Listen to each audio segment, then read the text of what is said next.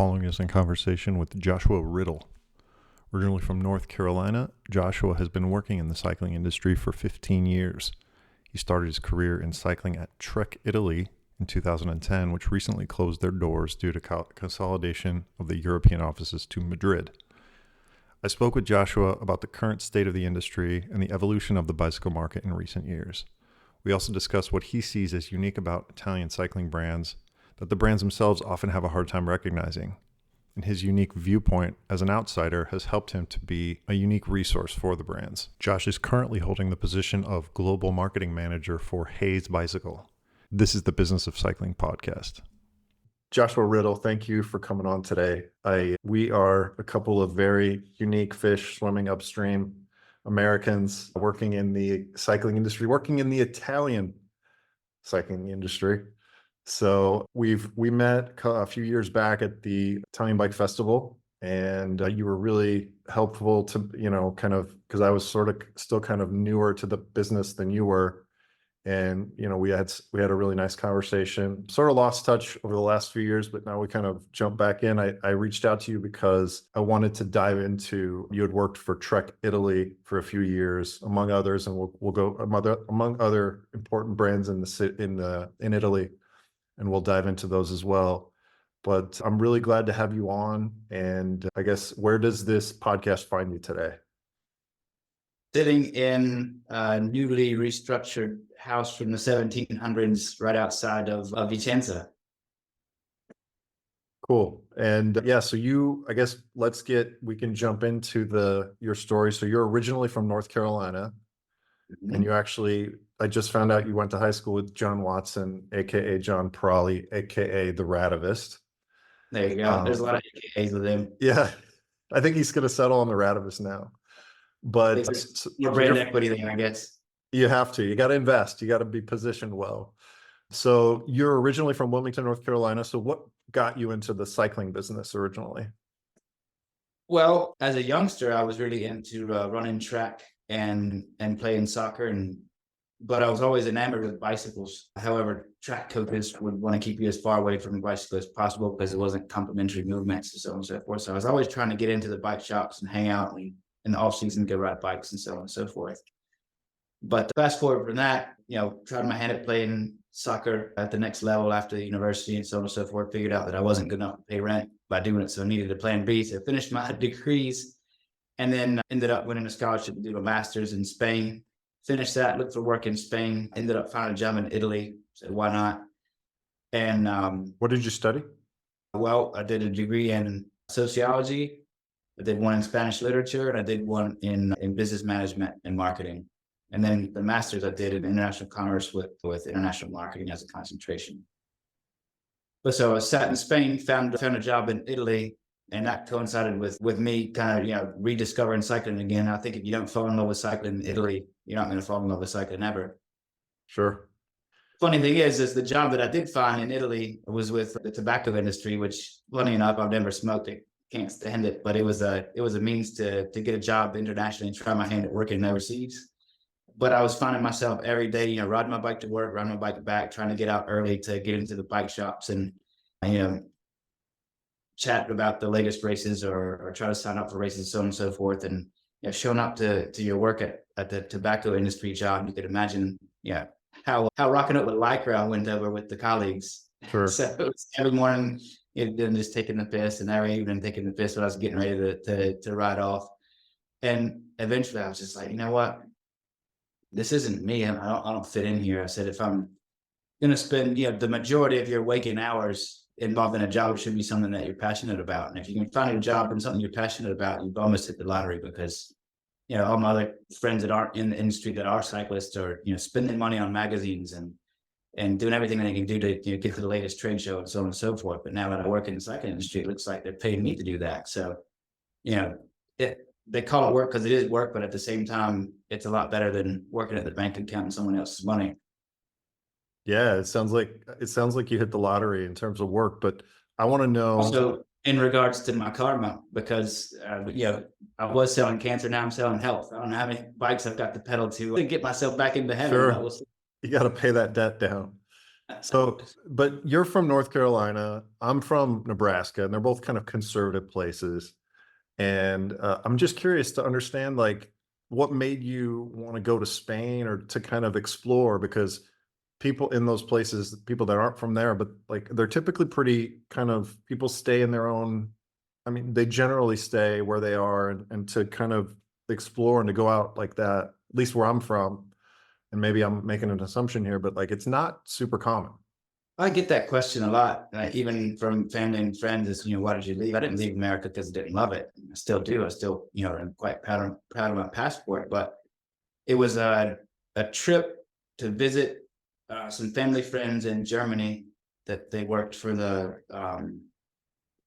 U.S. Army Corps of Engineers. We flew over to Germany to visit them. I was 15, I believe, and it opened my eyes. There was a whole nother world, and it's not like we'd gone to some place that was so wildly different. But Germany was a good bit different than North Carolina. Sure. To the point to where I was like, well, this is amazing. And I had that culture shock, but I was riding on a high. We saw Germany, we saw Switzerland, and I came back from that. I'd met some people from Spain, and I noticed, I guess I'm pretty talkative. Nobody would consider You me. are. And You're very talkative. trying to talk to these people from Spain, having trouble getting my point across really bothered me, just because I found it to be an obstacle. So I immediately knew I needed to start studying Spanish, and then maintain the pen pal that I'd made there from the age of 15 all the way through graduate school. So from then on, I knew that I wanted to do everything I could to continue traveling. So I finished high school, did about a half a year, a little bit more in Bolivia, trying to play soccer professionally. Bolivia. Yeah. Wow. And that's what let me know that I could survive on Spanish without Google Translate, which didn't exist then. Nope. And then from then, I found that Spanish came easier. So I figured, it's the same price to get 2 degrees as it is 1. Spanish is coming easy, so I might as well knock down an additional degree at school. So I did Spanish Lit. And then that channeled me into the whole sociology thing, and ended up applying for that scholarship to try my hand at studying over in Spain later on. So I did an undergrad degree in Seville, and then I won a scholarship to do a master's. I said, well, I might as well do it in Spanish. And so I did that in Valencia. Wow. And so, okay, so I see. So there, you had this kind of seed planted when you're like 15, which we're impressed. People are impressionable at 15. And, I was similar in that regard. I think it was my similar stories. I went to I had traveled to Epcot Center, and I remember seeing like Italy at the Epcot Center, and just like, that is insane. That's amazing. And I went to the restaurant there. And so I always kind of had Italy, and the Shroud of Turin was always kind of something that really was piqued my curiosity. So you went and you worked or you studied in Spain. You worked was that in Rome, or where was your first job at in Italy? Well, that's a funny one, because my first job in Italy was in Umbria. Umbria. Okay. Umbria, so back and forth Umbria and Rome. But I moved in. Everything I owned I had in 2 suitcases. And after about 2.5 weeks, the boss called me in, and I said, "Are your suitcases packed?" I was like, "Well, I got one of them unpacked. The other one's, for the winter time." He says, "Can you pack that up?" I said, "Yeah, where are we going?" He says, "Guatemala." I said, "Where's that, near Rome?" And, he said, "No, Guatemala. Apparently, I'd had some issues with the work permit, and you needed to be moved from inside the company laterally to a new position, so you weren't taking competition from an Italian employer, so on and so forth. It was an American multinational company. And so little did I know, I packed up my bags and he said, "Yeah, you'll only be there for 4 weeks." Okay, fair enough. So I go down to Guatemala, and a year and a half later, I come back to Italy, having lived in pretty much every country in Central America. Wow. And so you came back, and then at a certain point you said you had really kind of gotten into writing. You're like, look, I want to try and see if I can get into this business somehow. So what was your first experience working in the industry? It coincided with that's a good segue. It coincided with when Trek was making the transition from Comar, which was the distributor, to Trek Italy as an official subsidiary. Okay. And I was in touch, actually, just I was trying to look for any way possible to get into the cycling industry, because I figured, well, this is passionate, and I know there's business around it. So, I'm not going to make it into the world tour for sure, because I don't have the talent, but I do have the desire and maybe enough street smarts to be able to help out the company. It needs to be present internationally. And just on LinkedIn and a couple other message boards, I ended up getting in touch with someone that was underneath Johan Brunjel's ship. I guess the name is escaping me now, but anyway, he was taking care of business for Johan Brunjel and the Lance Armstrong's team, basically. And he said, well, Trek's opening up this subsidiary in Italy. You'd be a great candidate for that. Why don't you throw your hat in the ring? I said, sure. And he sent me over the email address and then did an interview and landed a job to do marketing for the Italian territory and interface the deal with Trek in the US. And so you were working for Trek Italy. This would have been a newly opened subsidiary. Mm-hmm. But you studied sociology, but it sounds like you're kind of a student of people, because marketing at the end of the day, it's a, you're trying to understand what people want, how they think, how to enter into their minds through the products that we work with. So that was sort of a segue into marketing. And so now Trek's an amazing company. And this is when they first opened the Trek Italy subsidiary. Mm-hmm. Which unfortunately was closed 2 weeks ago or last week, which is kind of one of the reasons why I reached out to you again. But so they were opening it up, and how was it structured at that time? Was it to kind of service all of the market? So it was like an interpretation of everything that was being produced in Wisconsin, and then kind of put it into Italian and communicate it into the Italian market? Was that sort of your responsibility at that time? There was that. There was some good go-betweens as well, just to figure out how they could localize as much as possible, with as minimum as disruption as possible. But I'd say the overwhelming majority was that was kind of applying what the marketing strategy was set forth in Wisconsin to the Italian territory. Sure.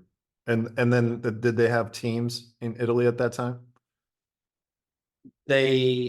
That also coincided with, I think, shortly thereafter, might have been the second year I was with them, Leopard Trek came into existence. And then they also had, it wasn't headquartered in Italy, but basically it was an Italian team that's continued to be so moving forward with Luca Guarcilena at the helm. So I could always, ride down the road, and it helped that I was sitting there and they had an American speaking English that they could communicate with to kind of Sure. Go back and forth and be the kind of conduit to having better communications there, until they ended up setting up their team liaison for all those professional sports, or professional cycling rather. And so you worked that must have been nice to kind of work for an American company, have some experience learning knowing Italian a bit at that time. So imagine it was a good experience for you. Was it? Well, yeah, I think it was, you play your strengths. I started out the college thing, wasn't really sure what I wanted to be. I figured, if you're not going to be a doctor or a lawyer or an architect, then you're going to be doing business in some way, shape, or form. So that was kind of a no-brainer. Spanish came, and I explained how that worked out. And then the sociology part, I think it just dovetails nicely with, I was interested in people and cultures, and which kind of led me to want to travel. But the sociology aspect, like you rightly said, is a really great fit for marketing as well. Because at the end of the day, you got to understand people. And from that, I figured just play into my strengths. What do I have to offer to a company? Being an American, speaking English quite fluently, being able to adapt and learn other languages and cultures. To be an expat for an American company seemed like it'd be quite useful for them. Having someone on the other end that you can, you trust. Not that you can't trust, people that aren't with your same passport, but it's easier to understand those idiosyncrasies between cultures and so on and so forth. Sure. Yeah, no, and it just, there's just something that you can't replicate. It just gives more trust, for whatever reason, in good and bad. But so you were there, and you were able to kind of you were there for almost 2 years, it looks like, and you were able to get kind of really into the market at that point, which at that time the market was growing. Were you what are some of your takeaways from working for Trek and in that whole organization? I think it was quite a fortunate time to get involved. We were still looking at, them riding on a high with the Lance Armstrong, Alberto Contador, transition to the Astana team, and so on and so forth. And it was an exciting time for sure. The Italian word, the gavetta. But doing a gavetta is, you're kind of doing the grunt work at the beginning, right? Putting in your dues. Sure. But I was able, getting started in the cycling industry, do it and being in touch with some of the, the biggest power players in the industry.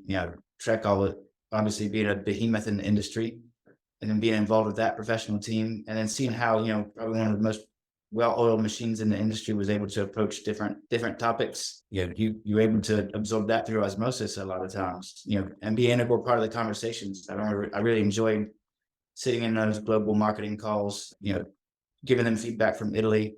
I think some of the stuff even actually helped them make decisions of how they would take cues from. You could argue that Italy is kind of at the center of the road cycling world, or at least it had been historically, and Yeah, give some there to kind of help them mold what the road project needed to look like moving forward. absolutely. Yeah, Italy's a powerhouse for road. That's what surprised me so much when they closed this subsidiary. But it's times are tough right now, and we can get into that. But I know that. So you worked for Trek, and then you worked for some other brands over the course of that time, like Pinarello, Campagnolo, Basso. So you've been in a lot of different roles, but continually in the marketing area. And so you've seen quite a lot of Italian cycling. Mhm. And I know that it can be a bit, at least in my experience, it can be a bit chaotic working for these family-owned companies. That's been my experience. But you, having worked for like these companies, can you maybe, you don't have to dive too deep into it, but maybe just some of your takeaways about the market, kind of what you've learned over the years of working for so many kind of icons of the Italian cycling business. Well, I think they've all fallen victim of not being able to see the forest for the trees. Insofar as I think what led me to Trek was being able to offer value in a different way. However, with these other companies, it was almost being able to see it from the outside and be able to appreciate more kind of the potential they had in their hands, the authenticity that they had in their hands. So if we go back in time, during the 70s, even up into the 80s, and maybe early 90s, the entire world looked at Italy through rose-colored glasses. It was the mecca of cycling, at least insofar as the road was concerned. And then little by little, they didn't adapt to the new evolutions of the market. They abandoned the mountain bike. They thought that was a fad. They didn't do the oversized tubes. They thought that was a fad. They didn't adopt carbon super early either. And little by little, you saw the bigger American companies and the Taiwan conglomerates kind Chipping of blow, away, just chipping away. at their hegemony. And same can be said for Campagnolo as well. However, that authenticity still rang true. It just needed to be communicated. Sure. And I thought that I felt I fit the bill in terms of being able to offer some value, kind of help them see it through the eyes of someone from outside. Because it seemed like they were all trying to be more American than the Americans, which is always a losing battle. However, you've got an ace card up your sleeve to play. Let's play it. And because I think, if you even look at, one example I'd say is Rafa. Until people kind of actually, until it was super established, anyone would have guessed that was an Italian company because they were promoting, the savoir-faire, the really elegant style that you render synonymous with Italian fashion, wouldn't you? Instead, the clothing companies of that era when Rafa was born were all doing kind of the garish NASCAR looking Formula One stuff. And now it's come full circle. Everybody's come back and done sober things now, taking a page out of the Rafa playbook, if you will. But I think it was really disruptive that Simon Mottram looked and saw, you need to be elegant on top of a bike, which would be, you could have seen that with the Armani logo on it if you would have liked, right? I also found similarities between, if you look at after the Second World War, this is going to sound really strange to bring up Second World War, but Positano wasn't really on the world map as a destination for tourists. Well, Positano became famous because USGIs came back home and talked about this beautiful place that they found off the coast of Naples, right? And that's just a metaphor for if you can come back and tell, the Italian company that has a lot of firepower, just big potential to uncover it, they see that through the eyes of foreigners, we do have an ace card up our sleeve to play. The Italianness, I think, it's a differentiator. It's something that, no one else can claim to have. And I think that Italianness is something that even the French brands, it doesn't have the same. No, it doesn't. Maybe in wine or in, champagne. But so I have to dive into this, and if you want to take it out, we can. But you worked for Campagnolo for 5 years. Mhm. And that company it's a iconic brand, but in the industry, it's notoriously a bit dysfunctional. It's a family-owned company. So I think it comes down to like, there are limits to what a family-owned company can do in terms of capital, in terms of mindset. Is that what you saw when you were there? Well, I think Campagnolo had a unique struggle in front of it. I think it represented something much bigger than even it thought it represented. When I worked there, I was a marketing director, or worked in marketing direction there for a while, and I had a folder on my desktop full of the tattoos of Campagnolo logo that people would send to me almost on a weekly basis. I even started a campaign on social about it, Campagnolo Tattoo Tuesdays. Ended up with more than 100 tattoos of people. And I think what you need to either be Apple or Ferrari to have, that many people with, there's no higher degree of respect than somebody tattooing your logo on their skin. And I think what it actually meant was, there was, a good bit of it was affinity for the brand, but I think also because that logo represented a more pure form of cycling, kind of harkening back to the original, legitimate, authentic days of the past, maybe. Is that gone? Will that ever come back? I think people still have a desire to have that authenticity, no superfluous, only the necessary.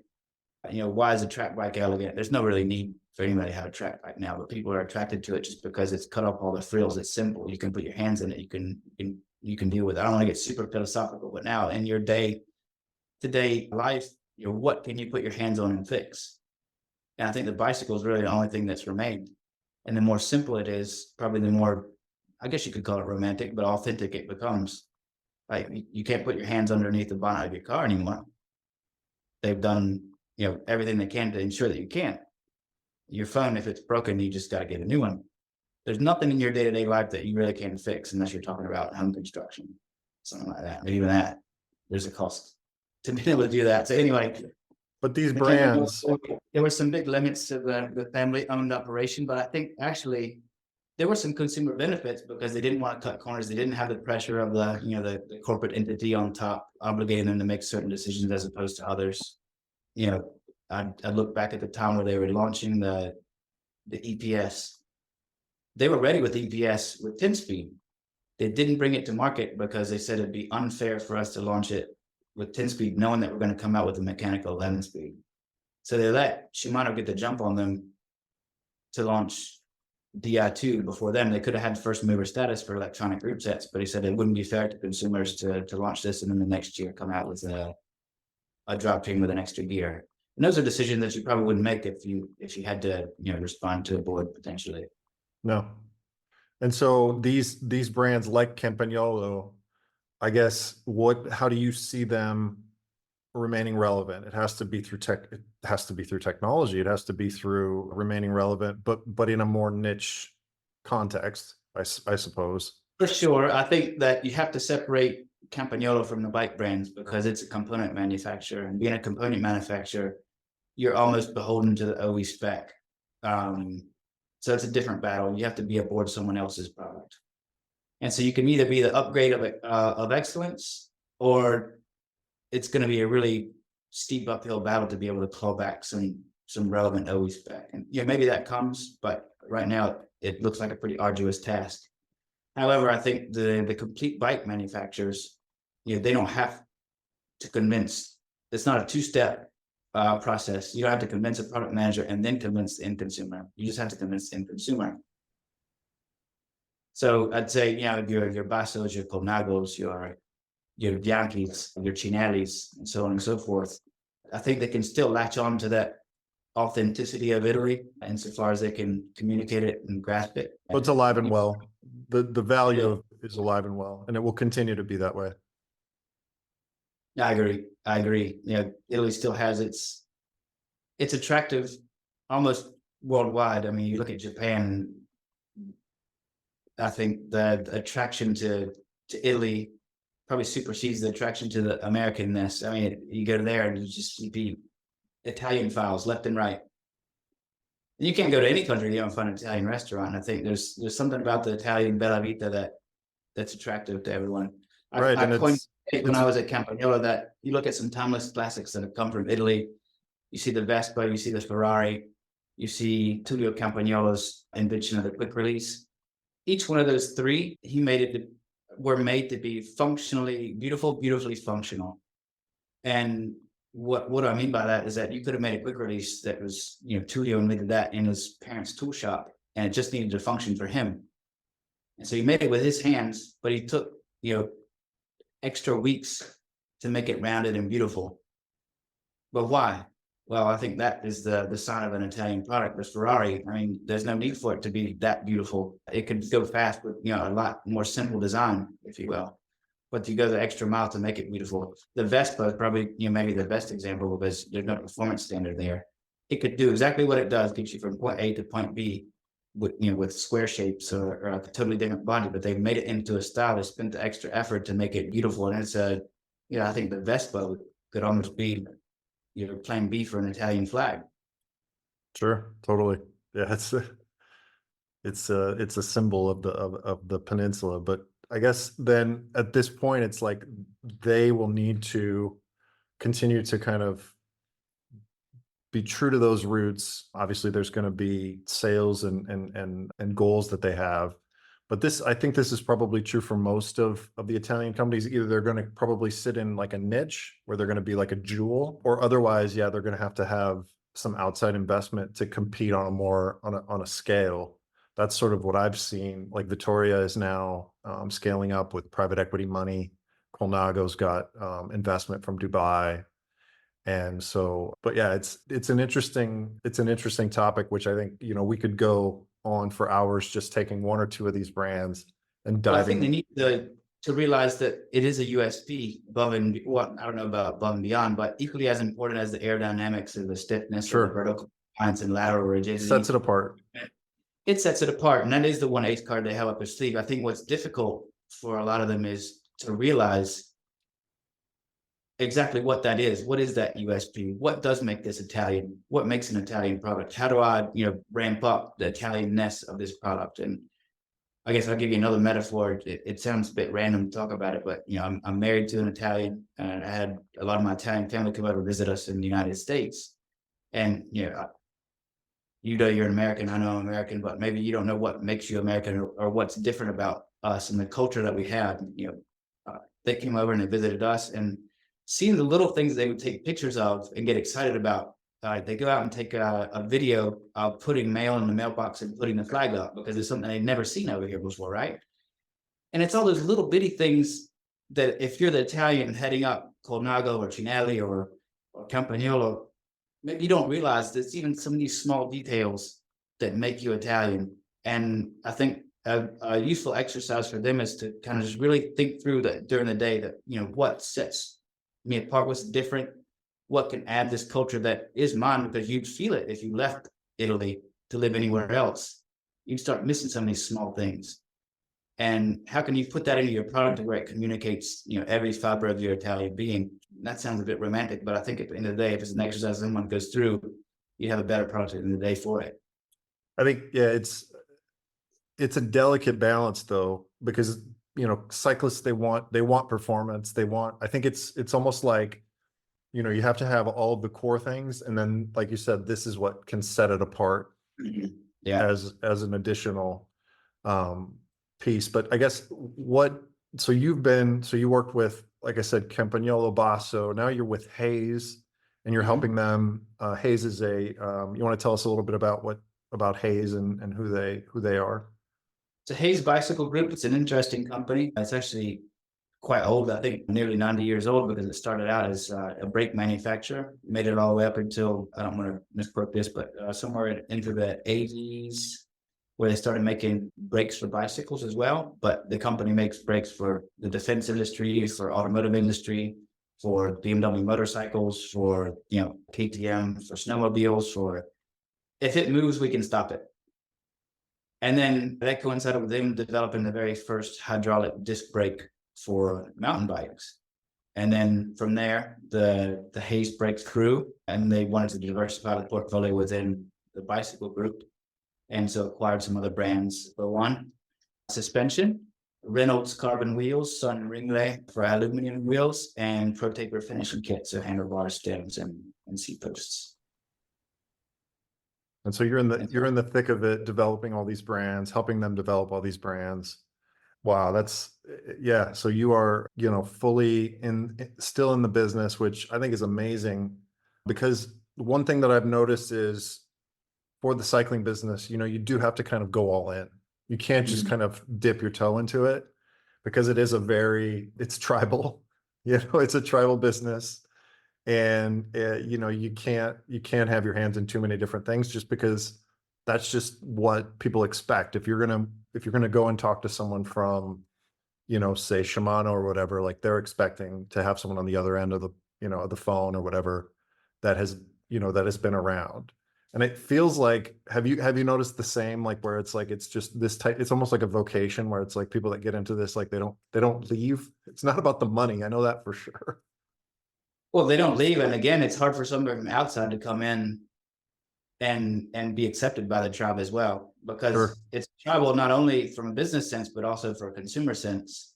And you speak your own language, and there's different ways to tick boxes for the consumers and colleagues and so on and so forth. And I think you have to be really well versed in what you do to be able to speak that same language, or else it's difficult to be accepted and make inroads.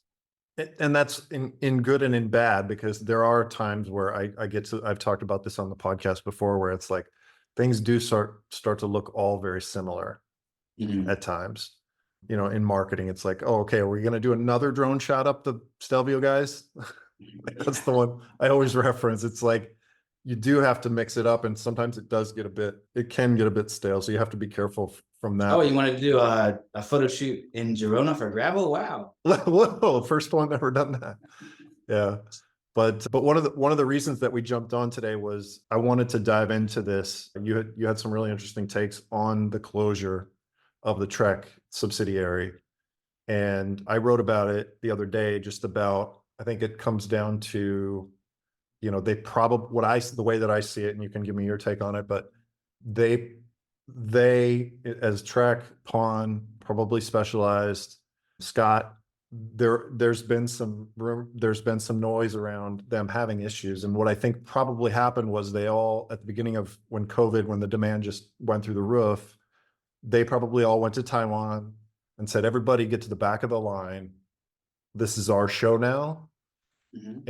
And they produced like there was going to be no tomorrow. And that is now coming back to bite them because they have too much product. They overshot the estimates. And so they're being kind of having to pay for all this product and to pay for all these servicing the stock has, obviously natural implications, like you have to cut cost. And to cut cost, in this example, it looks like Trek had to close their Italian subsidiary, get rid of the management that was there, to be able to quickly kind of impact that without a huge disruption in the, we'll say, quality of servicing the market. Is that the way that you see it? Yeah, I think so. I don't know. I don't have enough information to be able to say that their closure there is directly due to the economic Allegedly, market. allegedly, Right. allegedly. But I can see where they're in a position to be able to look for greater efficiencies. I know that they mentioned that they were going to cut out 40% of their SKUs moving forward, and I think that's definitely a Right. rationale They comes about from the communicated. bubble having busted in the market, right?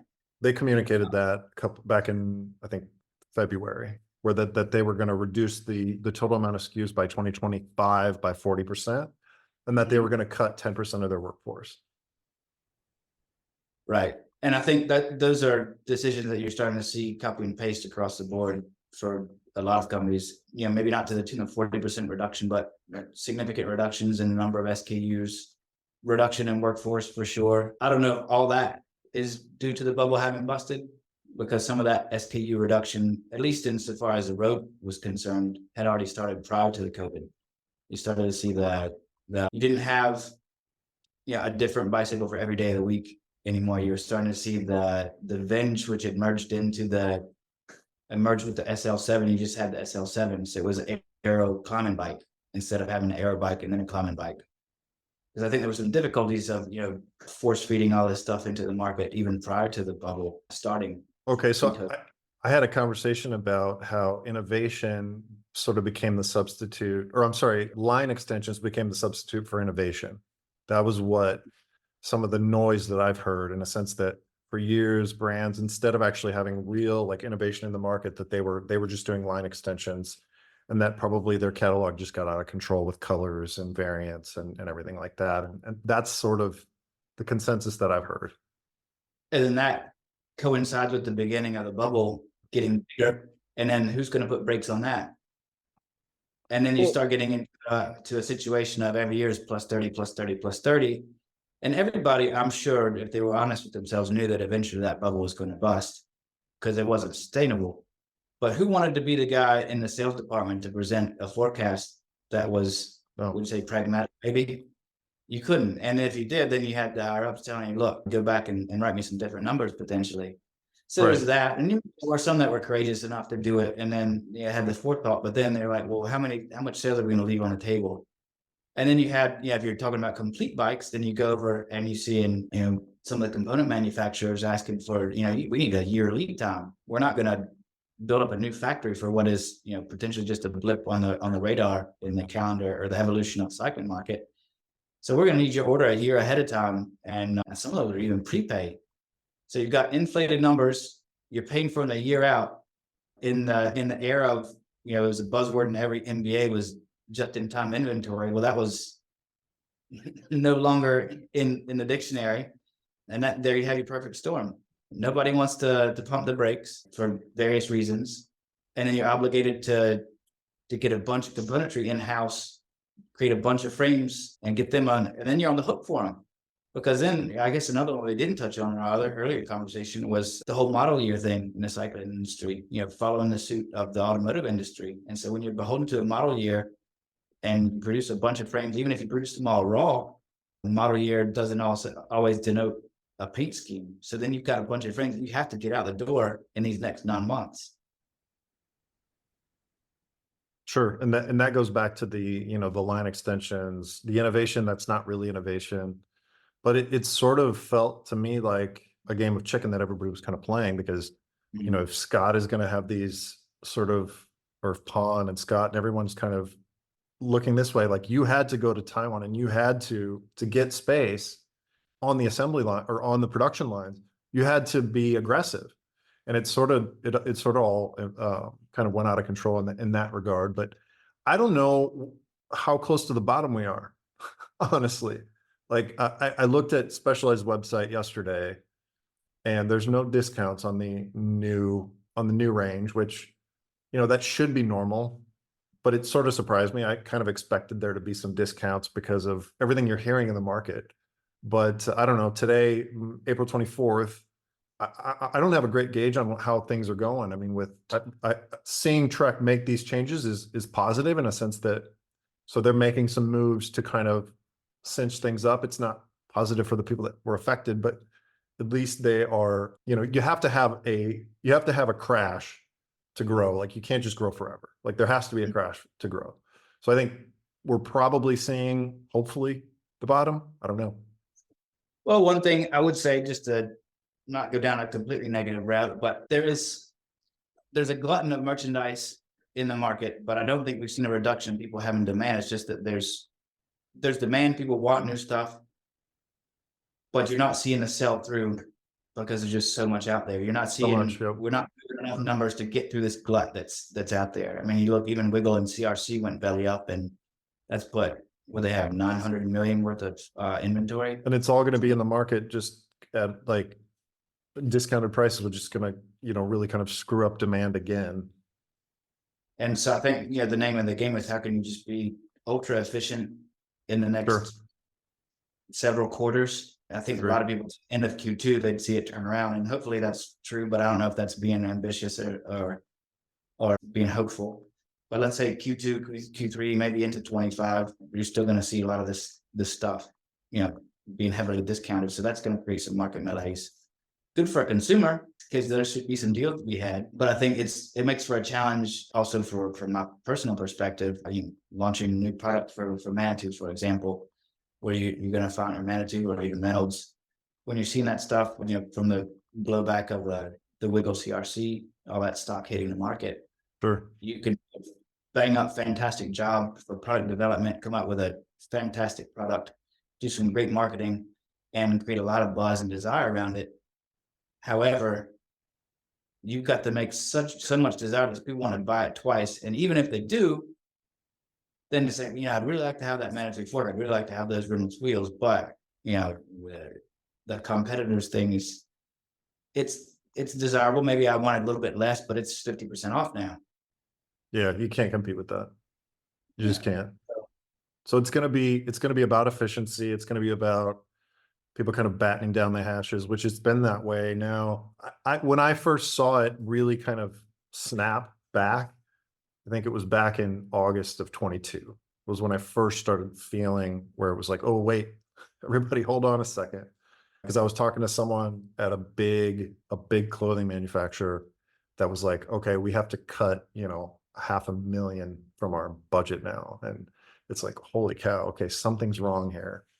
And then that was when things really went back. But we've been in that mode for 18 months now. Yeah, I mean, I think it's more an accelerant to something that was inevitable. I don't know if that we're going to hit rock bottom, but you'll see the inefficient companies. I think they'll end up drying up. The ones that have their mind focused toward the future. I think it's just a big disruptor at the end of the day, and those that have a forward thinking mind are going to be able to weather the storm because they'll be prudent enough to do so, and plant the seeds to be able to grow and come back stronger later on. I don't think you'll see the same. You've got some current hegemonic superpowers, if you will, in the cycling industry, but I think you'll see some new players emerge and some other maybe previously considered stalwarts go to the wayside, or see some serious reductions. Sure. Kona, yesterday I saw Kona is looking for a buyer, which Kona was like I put them up there with Yeti. They were, great brand. So hopefully they find a buyer, but it's like, you have to be really good. You can't just kind of waltz into this and think it's going to just, it's going to roll. You have to be organized. You have to be capitalized, and you have to have a good distribution network. I mean, again, like the direct consumer stuff that sort of kind of went off the charts, that too has been sort of reeled back in. So it's a strange time, but I think hopefully in the next, like we said, what I'm hearing in the next 6 months, flush through this season, that we'll get back to kind of a more normal type of demand and hopefully warehouse levels. Well, I think before the COVID came along, I guess that was the conduit to making the bubble grow. And it was kind of the shining star in the middle of a sea of negativity during COVID, but it was the only one that was growing was the cycling industry. But prior to that, you were starting to see some big challenges to the business model of years past. Distributors. Well, distributors, yes, but also the bike brands with their previous model of there's model years, and at the beginning of the model year we have our own show, or we go to your bike and you do a season order, and I'll try to capture your attention before you get to my competitors. And I need you to write me this big order for an entire year, else I can't get my forecast and get things produced. Well, then along comes Canyon and a few other, YT, for example, come along, and then they challenge that because it's like, well, who are they asking for forecasting, right? I mean, they have to forecast, but it's not like they've got their dealer and they're not holding, the pistol to any dealer's head to have them write an order out so they can base their production on that. So that held, I think, some of the big players' feet to the fire in lieu of that. See, and then you started to see some of the big players kind of take their move a little bit closer to the middle. And I think eventually you'll see Canyon also have to move itself towards the middle, because there's a compromise there by selling online direct to consumers, that you don't have the on the ground attention to the end consumer. And as much as we'd like it not to be, the bicycle is a complex product. Yeah, you can perform maintenance, you can build it on your own, but I would bet good money that most consumers aren't savvy to use their toolbox.